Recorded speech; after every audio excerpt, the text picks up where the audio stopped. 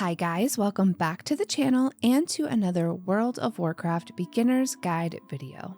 Part 2 of this guide is going to talk all about your UI or user interface. We'll go over a general overview of all the elements of your UI and then do a deep dive on some of the UI features that need a little more explanation. Just to note that while I'll be touching on aspects of the edit mode feature that is baked into the game, I won't be going into every single detail as I'm saving that for a different video dedicated specifically to those elements and some suggestions on creating a clean UI. This one's going to be a long one, so grab a drink and some snacks and settle in, my friends. By now, you should have made it through Exile's Reach and have arrived in Stormwind or Orgrimmar, and you're awaiting your next adventure. But perhaps you don't quite like the way you have your spells and abilities organized. Or you wish you had more action bars to put your spells, but you aren't sure where to get more or how you want to set them up. Or maybe you still just have no idea what does what. Do not fret, my pet, for I will show you some basics of the UI that can help enhance your World of Warcraft experience. When the Dragonflight expansion was launched, Blizzard revamped the whole UI, giving us some customization and accessibility options that players used to have to seek externally to set up. The basic default UI isn't perfect, and I'd personally like to see some things changed, but for now, it can work for everything you need as a new player. This guide isn't going to go into different add-ons or anything else you need to download. This is just strictly explaining the basic elements of your UI and how to navigate around. First up, one of the most recognizable features in most games is your character portrait frame. This displays your health and resources. The green bar shows your current health, while the secondary bar shows your primary resource, depending on your class, and can vary in color. For example, if you're playing a mage class, your secondary resource bar will be blue as an indication of your mana. For some classes, the secondary bar will be empty, as that is reserved for resources you must generate using your attacks. Warriors are good examples of this, as they must generate rage to be able to spend that rage on more powerful damage-dealing abilities. You may also see runes, soul shards, or other secondary resource trackers around your character's portrait. Again, this will depend on what class you're playing. More on portraits in the deep dive section, as there are some options you may want to be aware of. Directly adjacent to your character portrait is the target portrait frame. This shows the enemy, NPC, or other players that you're currently selecting. You can see their health stats, as well as any buffs, debuffs, who they're currently targeting, and what spells they may be casting on you if it's an enemy you're in combat with. At the bottom left is your chat box, and by default, you'll see a general tab and a combat log. Your combat log shows everything that has happened to you, so if you walk away from your computer to come back and find yourself dead on the ground, you can find out why here. We'll go over some other additional chat box features in the deep dive. The bread and butter is right here in the middle. These are your action bars. You'll start out with one for now, but as you progress through the game and unlock more spells and abilities, you'll want to start adding more bars. You'll see this bar floating around underneath your action bar. This is your experience bar. Every time you kill a mob, complete quests, or do anything else that grants XP, that bar will fill up and you level. Pretty straightforward. At the bottom right are your bags and inventory, as well as the micro menu, which you'll be accessing often. Any of your tracked quests will show up off to the right side of the screen here under objectives. They can be collapsed by just selecting the minimize buttons to the right of each pane. Located above the objectives tracker in this area, you'll find any buffs and debuffs your character has. And finally, your minimap is located in the top right corner, which has some features you'll want to be aware of. To see specific points of interest, select the binoculars, and this will open a small drop-down where you can toggle everything you'd like to see on the minimap only. You can also zoom in and out on the minimap by just hovering your mouse cursor over the map and using your scroll wheel. There's a clock at the top with the option to open a stopwatch and set a timer.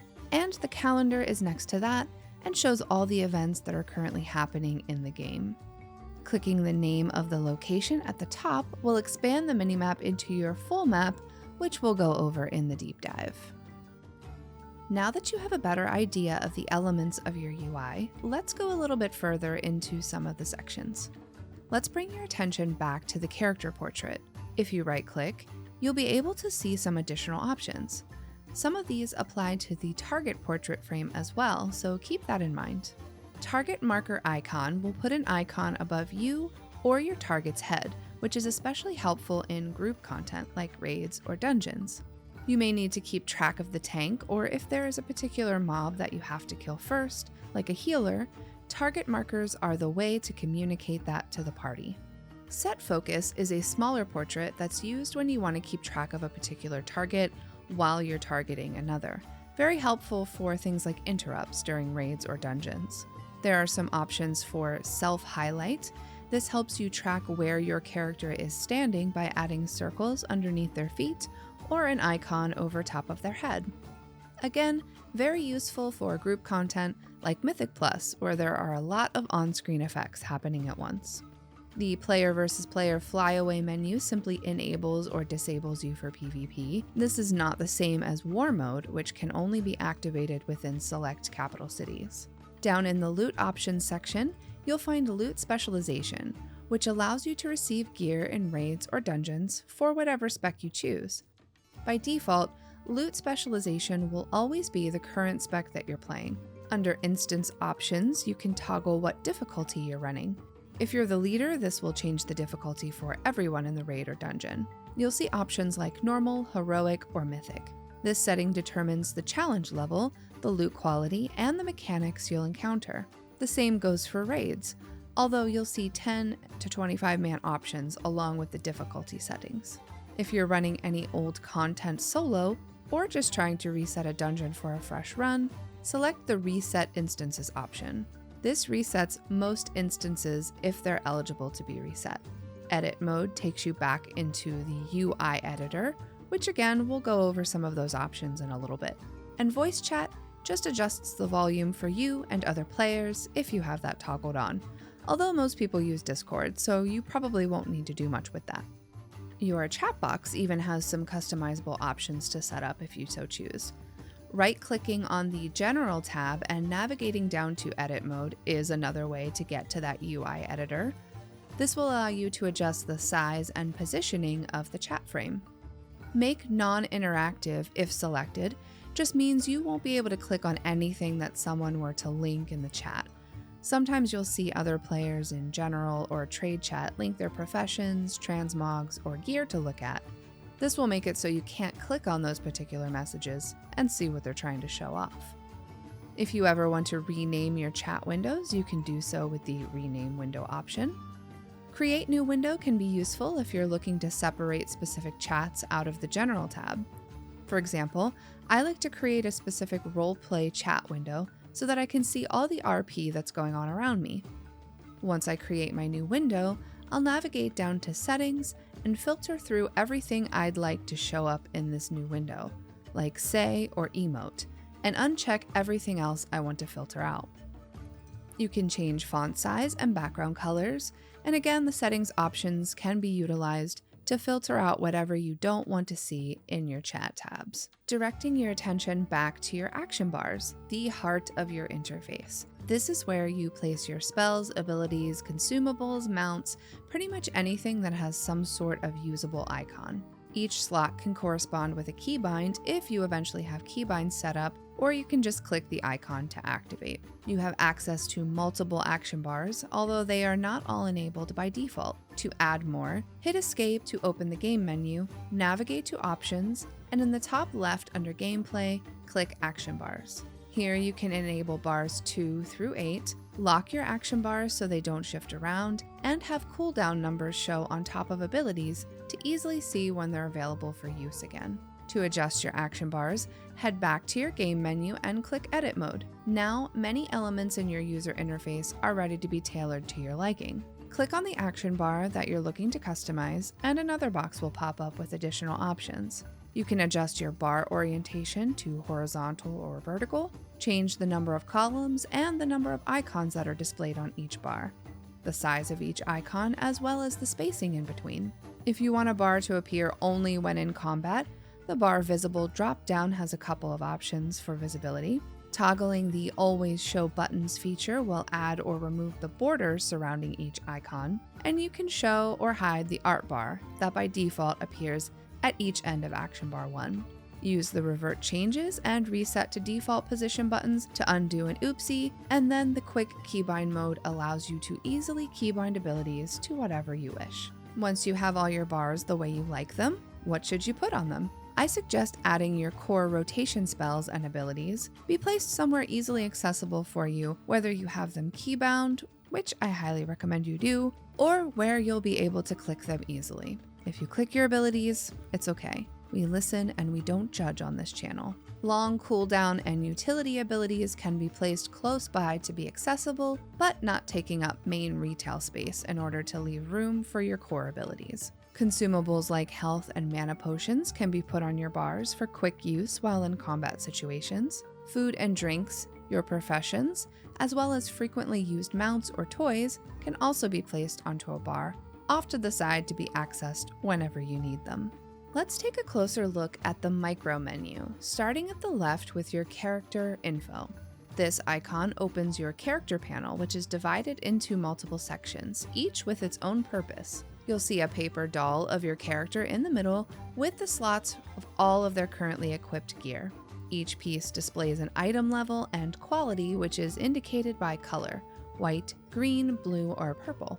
On the right, you'll find your item level, or the average of all of your equipped gear, primary stats, and secondary stats.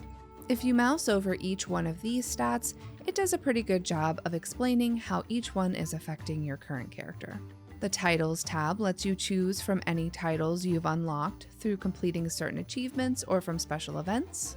Your Equipment Manager tool allows you to save gear sets for different situations, such as PvP, class specs, or solo play.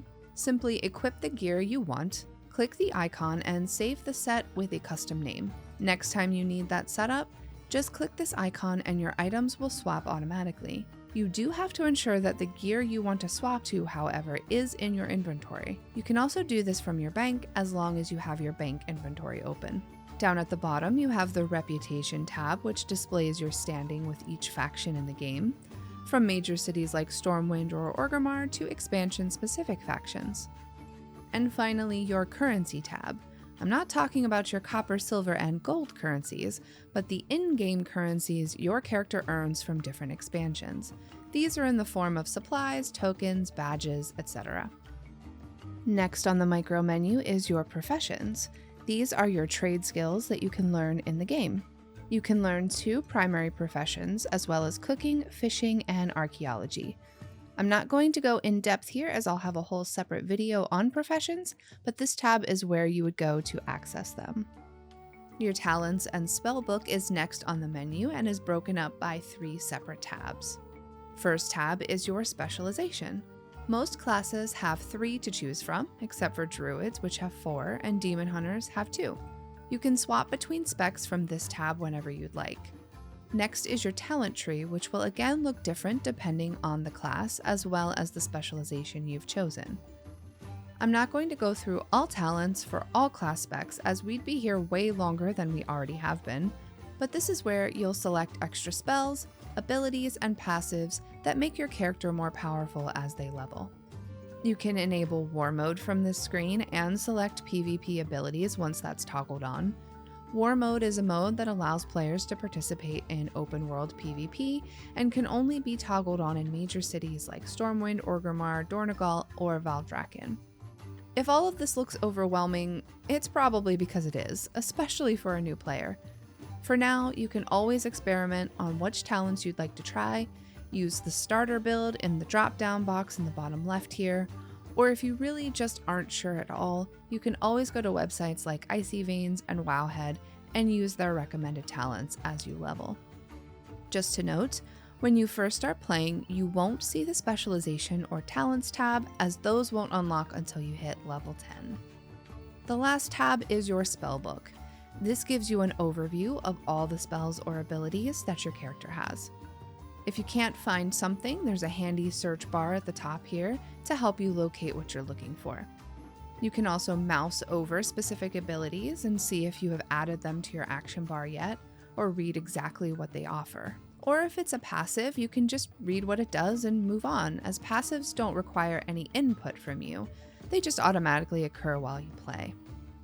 You'll have 2 tabs at the top, one for your class, which shows general abilities available for your class, as well as abilities limited to whatever spec you've chosen. And then a general tab, which gives an overview of all abilities available to your character that aren't necessarily class specific. The next icon in the micro menu are your achievements, which are specific challenges that players can obtain to showcase their accomplishments across the game. These can be in the form of exploration, professions, seasonal events, and a ton more. Now with warbands, many, but not all, of the achievements will be a one-time unlock across all characters, eliminating the need to unlock a specific achievement on every single character you level. The exclamation mark here is your quest log, which goes hand in hand with your map. The quests are separated by any campaign quests, if applicable, that you're working on, and by zone or event. If you're ever unsure on what you need to do, just select the quest, read the information available. There's also usually a marker on the map to direct you to your objective.